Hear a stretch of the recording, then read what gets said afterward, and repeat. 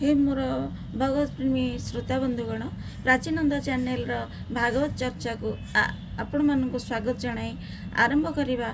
आज संध्यारे भागवत चर्चा रे कौन अच्छा आम या पूर्व शुणुले जे महाराजा परीक्षित साप पाई समीक मुनि पुत्र श्रृंगी ऋषि ठारू से साप पाई सारी साप को खुशी सहित ग्रहण करके जाकि गंगा तटे बसते कहीं साप दिखाई कि 7 दिन भितर तक्षक दंशिब से जाइए आ भितर सबू ऋषि मुनि मैंने पहुँची और भगवान शुकदेव पहुँची आ शुकदेव सबू भगवान विषय कही सारिकी पुणी कही जे पूर्व काल खटुआंग ऋषि तो अल्प केते मुहूर्त पर जीवन थिला बंचापी से समय जदि करें तो भगवान का नाम उच्चारण करी ओम उच्चारण करी भगवान को न भूली सबकि करें मुक्ति निजर मुक्ति साधन पाई तुम भाई तो 7 दिन समय अच्छी तुम्हें से भगवान श्रीकृष्ण नाम जप कर ओम उच्चारण कर भगवान देहरे मन लगाओ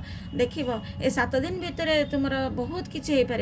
हे मोर बंधु आपण मानक एतिकी अनुरोध आपण माने यही भागवत चर्चा को 5 मिनिट शुणु भगवान सहित आपन को खराब लगिले भी शुणिकी आपण मत खराब थिले भी कमेंट दे पारे आपण माने मन ध्यान सहित शुणिबे देखिबे आपणकर और परिवार समस्त मंगल हम कल्याण हम आपण मानकर आरंभ करुच्ची। आज भागवत चर्चा रे कौन अच्छा ये परीक्षित कहले हे ब्राह्मण देव क्यों साधन द्वारा क्यों वस्तुरे की प्रकार धारणा करा जाए से धारणार स्वरूप कौन जहाँकि मनुष्यर मनर मल को दूर कर दिए। श्री सुखदेव कहले हे परीक्षित आसन श्वास आसक्ति और इंद्रिय उपरे विजय प्राप्त करी बुद्धि द्वारा मन को भगवान स्थूल रूप में लगाइबा दरकार। कार्य रूप संपूर्ण विश्व जहाँ कि पूर्वर थिला वर्तमान जहाँ अच्छी पुणी भविष्य जहाँ हेब से सबू जो देखा जाए ताहा ही भगवान स्थूल तथा विराट शरीर अटे। जल अग्नि वायु आकाश अहंकार बुद्धि और प्रकृति एपरी सप्त आवरण द्वारा बेष्टित होई एही ब्रह्मांड रूपक शरीर रे विराट पुरुष रूपे जो भगवान अवस्थान करछंदी तांको ही धारणा करा जाए। तत्वज्ञ पुरुष से विराट रूपर एही निम्न प्रकार रे वर्णना करछंदी। से रूपर पादमूल पाताल पादर उपरि भाग रसातल पादर उपरे थिबा गंठी स्थान महातल जंघद्वय हेउची तलातल से विराट विश्व मूर्तिंकर जानु ही सुतल उरुद्वय बीतल और अतल कटी देश को भूलोक कल्पना करा जायछि। तांकर नाभि रूप सरोवर को मुझे टिके रखुची भगवान चर्चा को एठी भगवान शरीर को सप्त पाताल वर्णना करा जायछि। आपण माने देखंतु एठी भगवान प्रतिटी अंग को गोटे गोटे सुतल बीतल तलातल और अतल ए सब कह जायछि। आमे पुणी आसंतु आरंभ करिबा। एठी बीतल और अतल कटी देश को भूलोक कल्पना करा जे तांकर नाभि रूप सरोवर को भुव बा अंतरिक्ष मन करा जाउछि। से आदि पुरुषंक वक्षस्थल को स्वर्गलोक गला और कंठ को महरलोक मुख को जनलोक और ललाट को तपलोक कहती। सहस्र शिरयुक्त भगवान मस्तक ही सत्यलोक अटे। इंद्रादि देवता माने तांकर भुज स्वरूप दिगमान और तांकर कर्णजुगल और शब्द कर्ण गह्वर अटे।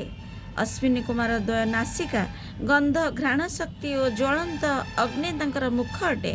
श्री विराट पुरुषंकर नेत्र अंतरिक्ष तन्मध्य दृष्टि शक्ति सूर्य नेत्र उपर तल पताद्वय रात्र और दिवस भ्रूलता ब्रह्मा तालु और प्रदेश जल और जीवारस अटे। से भगवानंकर ब्रह्मरंध्र हेउची वेद विकट तुंड हेउची जम सब प्रकार स्नेह हेउची तांकर ऊर्ध्व अध दंतपंक्ति।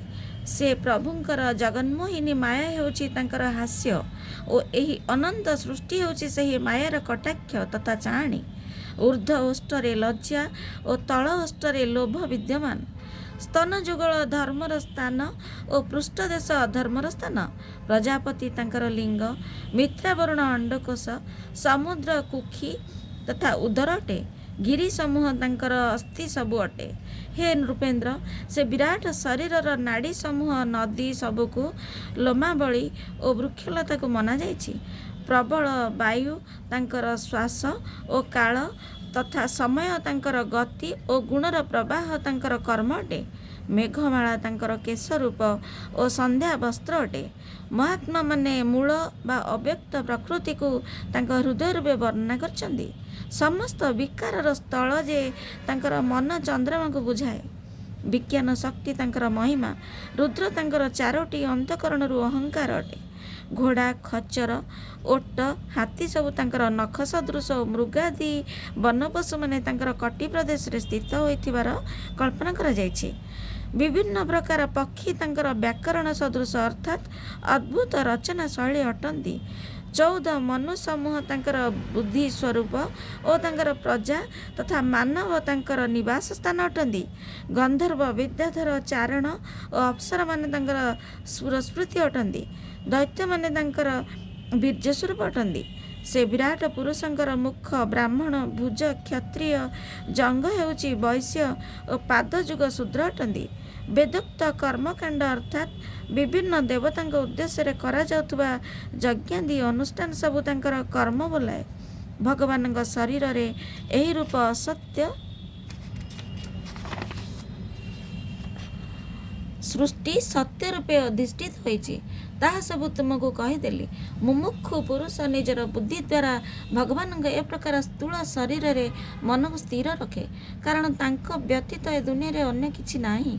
स्वप्न देखुवा लोके स्वप्नावस्था निजे निज को विभिन्न रूपे देखिला भली सर्वात्मा अंतर्जामी एक परमात्मा ही समस्तंकर बुद्धि वृत्ति द्वारा नाना प्रकार अनुभूत हुंदी।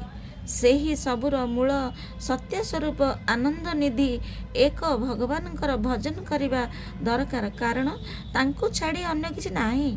तेणु तांकर अनंत सृष्टि रे भटकिबा तथा आसक्त हेबा उचित नुहे। एही आसक्ति द्वारा जीवर अधोपतन होइथाए।